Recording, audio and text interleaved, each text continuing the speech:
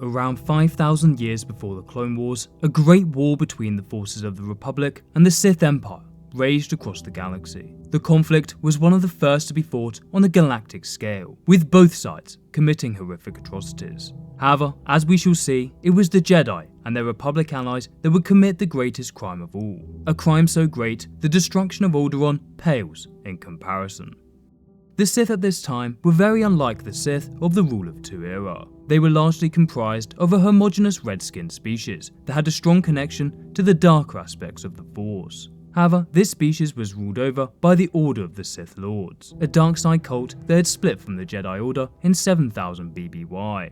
After subjugating the Sith species, the Order of the Sith Lords began militarising their capital of Ziost, creating a powerful civilization powered by dark side technology and sorcery. The Sith would begin their golden age, creating a vast, spacefaring empire.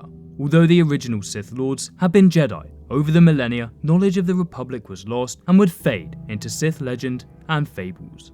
However, this would all change. Two Republic explorers crash-landed on the original Sith homeworld of Alderaan by chance. This was a period of great turmoil within the Sith Empire, having just seen the death of their great ruler, Marka Ragnos. As a result, two Sith Lords, Ludo Kresh and Naga Sadow, were locked in a brutal conflict for control over the Sith Empire. Sadow saw the arrival of the explorers as a great opportunity. The Sith were greatly distrustful of outsiders and had experienced great hardship at the hands of invaders over the millennia. Sadow used this mistrust to convince the Sith the explorers were spies, orchestrating their escape and claiming it was the doings of Republic agents.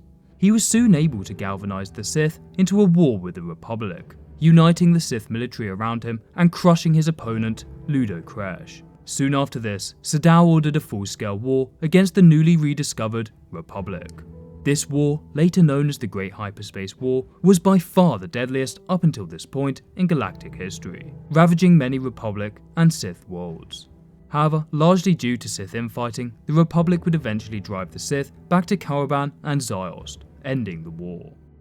The end of the war brought devastation to the Sith species, with civil war, poverty and famine ravaging the civilian population. Despite the Sith's weak position, the Republic's Senate desired retribution for the Sith's actions in the Great Hyperspace War, framing it to the public as an attack on the Sith's elite and the liberation of the Sith citizens. Chancellor Poltimo ordered a joint Republic and Jedi task force to attack the vast Sith Empire.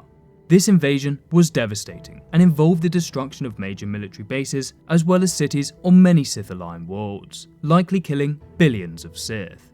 Many Sith refugees, including Sith women and children, were stripped of the Force in a painful ritual known as the Wall of Light. Many Sith would refuse to surrender themselves or their families to the Jedi, leading to their exile or deaths. After this massacre, the Jedi would turn to desecrating the culture and history of the Sith, destroying holocrons containing their past, monuments of their former leaders, and whole libraries of knowledge. The Sith truly believed that the Jedi and Republic were hell-bent on destroying their species and their entire way of life. After the siege subsided, the Sith survivors would crawl from their shattered temples and crumbling cities that they used to call home.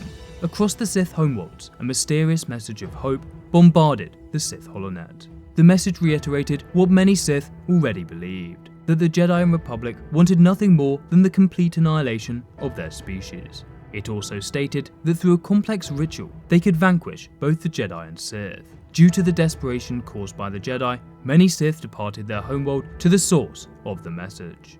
Unfortunately for the Sith refugees, the message was a trick orchestrated by the malevolent Sith Lord Vitiate.